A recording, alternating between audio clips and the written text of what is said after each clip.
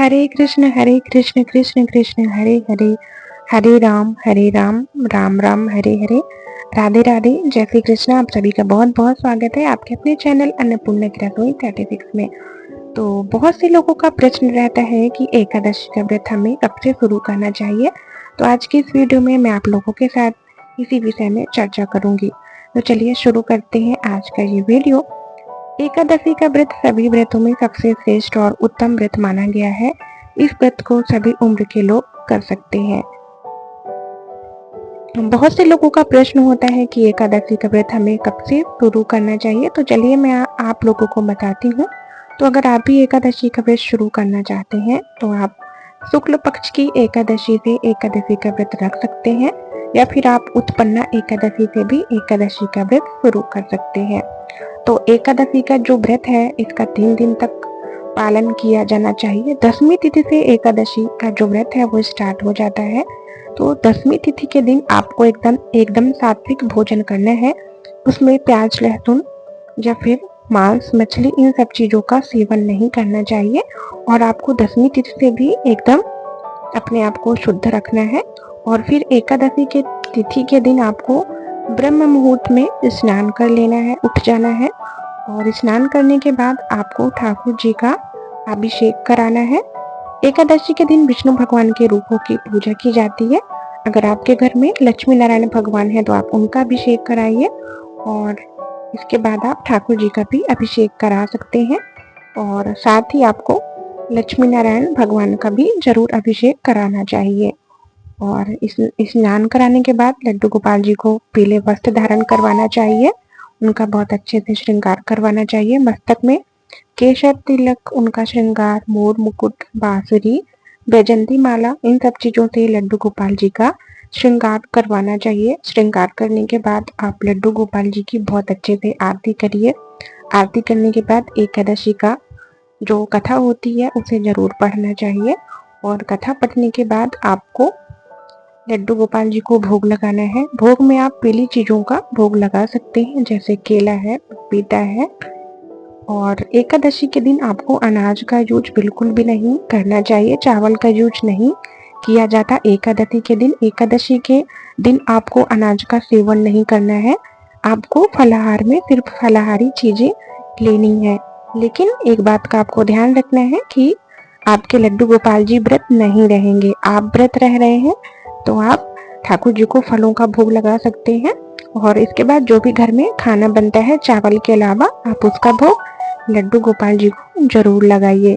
इस तरीके से आप बहुत आसान तरीके से एकादशी का व्रत कर सकते हैं।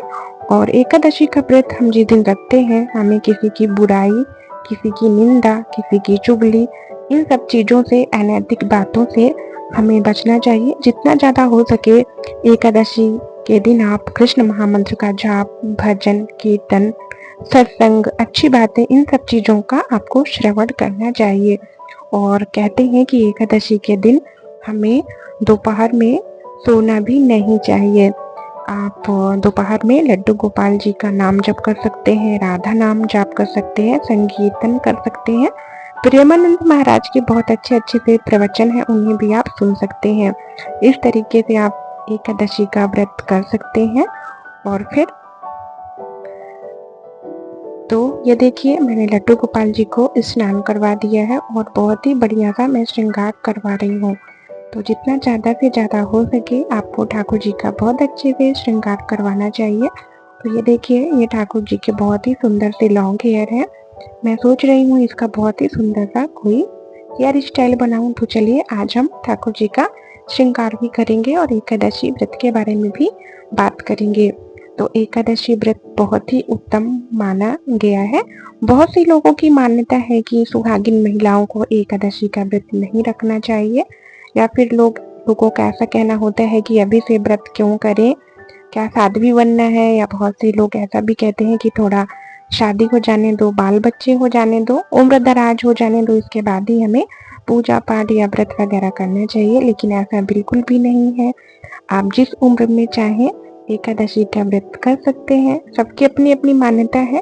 तो जिस हिसाब से आपकी अपनी सोच है, आप उसके हिसाब से एकादशी का व्रत कर सकते हैं।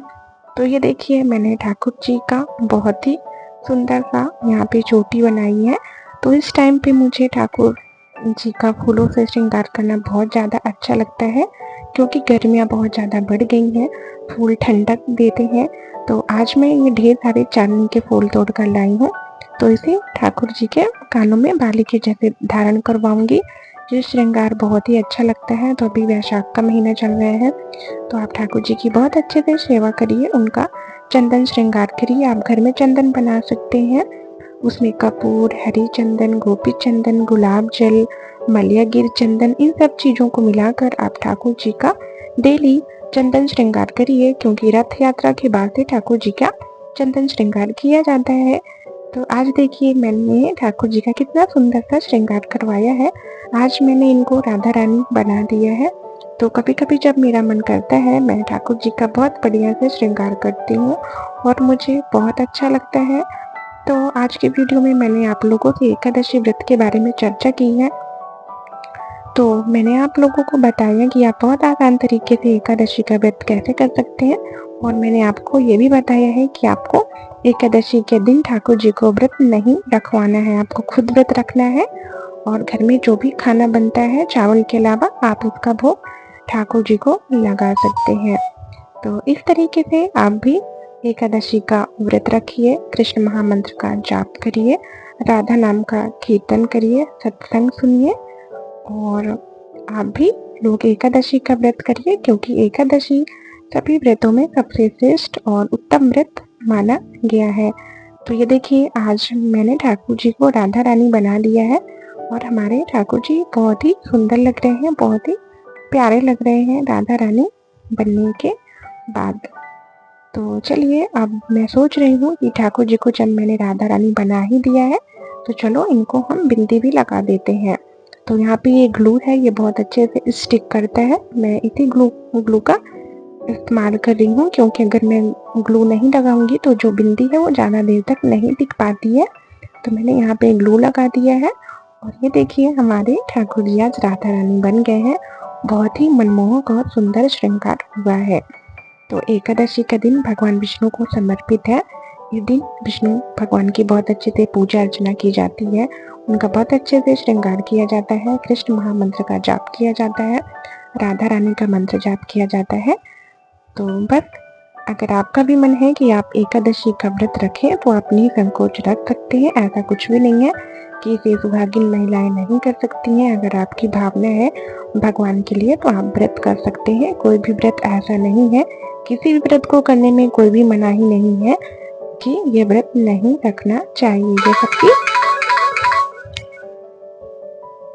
ये सबकी अपनी अपनी मान्यता होती है, पर मेरे हिसाब से ऐसा बिल्कुल भी नहीं है। इसके बाद मैं यहाँ पे ठाकुर जी को आई लाइनर अप्लाई कर रही हूँ। इससे हमारी राधा रानी की जो आंखें हैं बहुत ही सुंदर लगती हैं।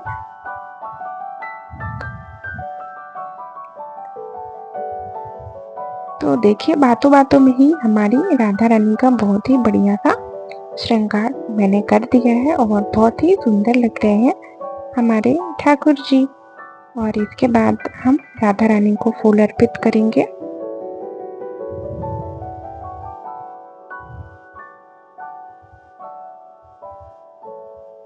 तो ये देखिए मैंने यहाँ पे ठाकुर जी को फूल अर्पित कर दिए हैं, और बहुत ही सुंदर सा श्रृंगार हुआ है हमारी राधा रानी का। इसके बाद हम ठाकुर जी की इत्र सेवा करेंगे। तो ठाकुर जी का श्रृंगार करने के बाद उन्हें इत्र सेवा जरूर करनी चाहिए, और स्नान के बाद भी उनकी इत्र से मालिश जरूर करना चाहिए। तो यहाँ पे गर्मियों के लिए अलग अलग इत्र मैंने मंगा के रखे हैं, चंदन का इत्र, केवड़े का इत्र, गुलाब का इत्र। तो मैं ठाकुर जी की इत्र सेवा भी जरूर करती हूँ। तो ये ठाकुर जी की सेवा है। अगर ठाकुर जी आपसे अपनी सेवा करवाना चाहते हैं, तो आप उनकी बहुत अच्छे से सेवा करिए। आप जैसे जैसे ठाकुर जी की भक्ति में लीन होते जाएंगे, आपको आनंद महसूस होने लगेगा, मन एकदम पवित्र हो जाएगा। तो ये देखिए हमारी राधा रानी जी का बहुत ही सुंदर सा श्रृंगार हो गया है। इसके बाद मैंने वातावरण को सुगंधित करने के लिए यहाँ पे मैंने चंदन का धूप जलाया है, क्योंकि गर्मियों का मौसम है। चंदन जो है ठंडा होता है। तो यहाँ पे मैंने ठाकुर जी को धूप और दिया दिखा दिया है। और जब हमारे ठाकुर जी का श्रृंगार हो जाता है तो मैं अपने ठाकुर जी की नज़र उतारती हूँ, क्योंकि हमारे ठाकुर जी की छवि बहुत मनमोहक है, उनको नज़र भी लग जाती है। तो ठाकुर जी का श्रृंगार करने के बाद उन लोग ठाकुर जी की नज़र हमें ज़रूर उतारना चाहिए। तो आप लोग भी ठाकुर जी का व्रत रखिए, एकादशी का व्रत रखिए ठाकुर जी की सेवा करिए। तो ये थी छोटी सी जानकारी जो कि मैंने आप लोगों के साथ शेयर किया। अगर आप लोगों को मेरा वीडियो, मेरी कंटेंट, मेरी जानकारी पसंद आई हो तो मेरी वीडियो को एक लाइक करिए, चैनल को सब्सक्राइब करिए। मैं इसी तरह की जानकारी आप लोगों के साथ शेयर करती रहूँगी। आप सभी को राधे राधे, जय श्री कृष्णा।